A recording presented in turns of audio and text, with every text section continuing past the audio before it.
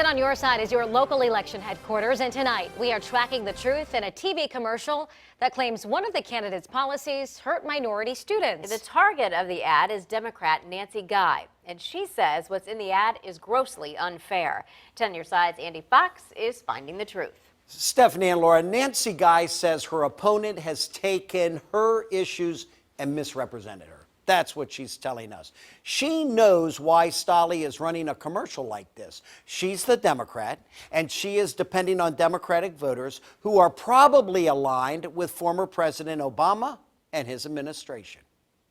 No, I did not support policies that disproportionately impacted minority students.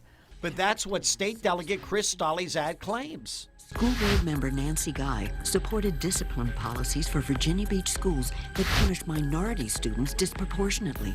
What's true is Guy had been on the school board 2 months when that headline appeared.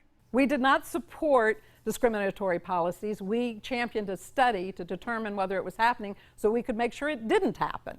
What is true, Guy did vote to support a zero-tolerance policy immediately following the 1999 Columbine High School massacre.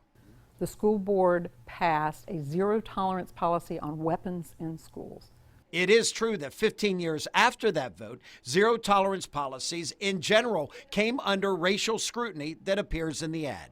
Obama's Justice Department criticized the policies as negatively impacting minority students. The article never mentions Virginia Beach. It never mentions Nancy Guy. It isn't talking about our policy, and it isn't talking about a very narrow zero-tolerance policy on weapons in schools. The Obama administration said that these type of zero-tolerance policies have a negative impact on minority students. It is disingenuous to marry those two things up that happened 15 years apart and claim that I personally was criticized by the Obama Justice Department. Yet Guy then voted to weaken criminal background checks for school bus drivers and substitute teachers, making our schools less safe. We agreed to allow them to hire people with just the state criminal background check, pending the federal. It is true. Guy voted to accept only a state background check and not the more time-consuming FBI federal background check because Virginia Beach had trouble filling positions. Well, again, it happened 20 years ago, and there's no evidence that it did, in fact, make our schools less safe.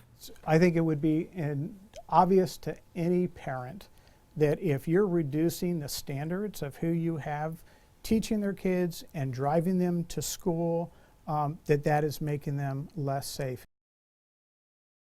Now, it should be noted, Guy left the Virginia Beach School Board 7 years before President Obama even took office. And her campaign website shows one of her supporters, none other than the guy appearing in that commercial, President Obama's former U.S. Attorney General, Eric Holder.